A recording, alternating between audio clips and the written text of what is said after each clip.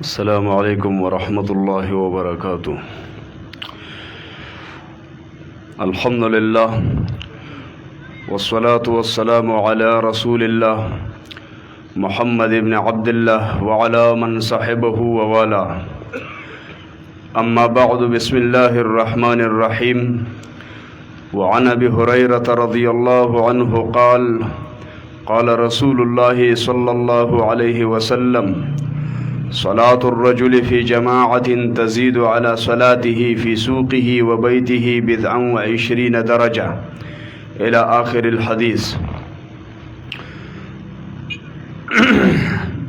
د فهم قرآن کلاس د آخری ورځ محترم و حاضرین و سامعین او خویندو میندو دا اتم درس دے او بالکل آخری صفحے نمخ کے صفحہ دا کتاب کی او پدے حدیث کے د منز اہمیت او پا اسلام کے داغی حیثیت او خاص کر پا جماعت باندے د منز دا دا کولو فضیلت بیان شوے دے. ابو ہریرہ رضی اللہ تعالی عنہ داغت تعارف مخ کی شوے دے. جلیل القدر صحابی دے دا رسول اللہ صلی اللہ علیہ وسلم دوی رسول اللہ صلی اللہ علیہ وسلم فرمائل چې د سړی منز په جمع دا زیاتیږي په فضیلت او په اجر کې په هغه منز باندې چې ځان لیکړی په بازار کې یا په کور کې یا په بل ځای کې په 100 درجې باندې چې د هغې په بل روایت کې صراحت او وضاحت شوی دی چې 25 درجې دي او د عبدالله ابن عمر رضی الله تعالی عنہ روایت دی چې 20 درجې دي. او د دې وجه دا ده چې ان احدهم اذا توضأ چې کله یو کس اودس وکي او ښایسته اودس وکي بیا جماعت ته راشي لا ينهزه الا الصلاة د جماعت د راتلو بل باعث او بل څه سبب نه وي سوا د دې نه چې د مونځ په غرض راځي نو دی یو قدم چې اخلي په هغې باندې د درجه اوچتېږي او په دې باندې د ګناه هم ختمیږي تر دې پورې چې د جماعت ته راورسي.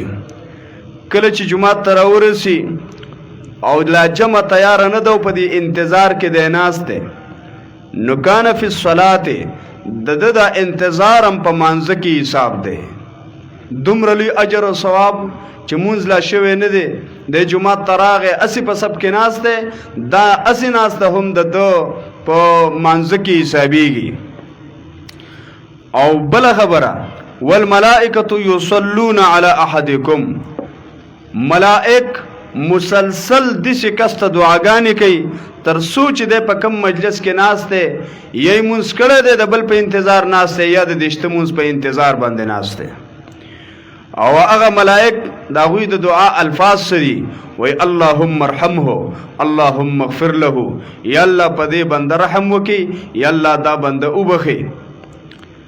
اللهم تب علیه یا الله د دې بنده توبه قبول کړي په د خصوصي مهرباني وکړي ما لم یؤذ به تر څو چې دی په دې مسجد کې او د الله په کور کې د جمع پر انتظار کې داسې څه طرز عمل ونه کړي چې د هغې نه بل ته تکلیف وي. او ما لم یحدث به د دې دوه مطلب دي. یو معنی دا ده چې تر څو پورې دی بیا اودس شوی نه او چې کله بیا اودس شي نو دی فوراً بیا اودس تازه کړي. او دا مطلب هم دی چې ما لم یحدث به تر څو پورې چې ده په دې کې هغه خبرې نه کړي چې هغه فضول خبرې دي دنیوي خبرې دي او هغه د مانځه د مقصد خلاف خبرې دي. دا د جمع د منځ اهمیت په دې باندې صحابه ځان پویه کړی. عبداللہ ابن مسعود رضی اللہ تعالیٰ عنہ وی مونږ به کاته د دې جمع د مونځ به دومره اهتمام و چې کله به په جماعت کې یو کس نه نو دا به هغه سړی چې د هغه منافقت به معلوم مسلمان سړی او د رسول الله صلی الله علیه وسلم وفادار خلق دا به چرته د جماعت نه پاتې کېده. د امام بخاری رحمت الله علیه استاد دی عبید الله ابن عمر القواریری دا حدیث هغوی په خپله نقل کړلی چې یو مونځ په جمع باندې هغه د 25 د 20 درجو اجر لري. یو ماسخوتن ته د جماعت مونځ پاتې شوی د شپې خوب ولیدو دا خوبونه داسې د بل چا دلیل نه دی، انسان ته په ذاتي خپله یو اطمینان حاصلېږي. په خوب کې یې ولیده چې تیز رفتار اس باندې سورې ما او څه کسان دي د هغوی سره روان یم، مقابله ده خو زه یې نشم رسولی. ډېره منډه مې ووهله، خو په دې کې یو کس راته شاته متوجه شو، ما ته یې ووایي چې عبیدالله ته مونږ نشي رسولی، هسې منډې مه وه. ما چې ولې څوک یې؟ وی مونږ د ماسخوتن مونځ په جمع نه دی کړی، تا نه دی کړی، ته مونږ نشي رسولی نن. دا د سلف صالحینو صورتحالو. الله دې مونږ د 5 وخته جماعت او د جمع د مانځه پابند جوړ کړي، او کوم عذرونه چې مونږ د جمع د مانځه د نه کولو دپاره ځان ته نیولي.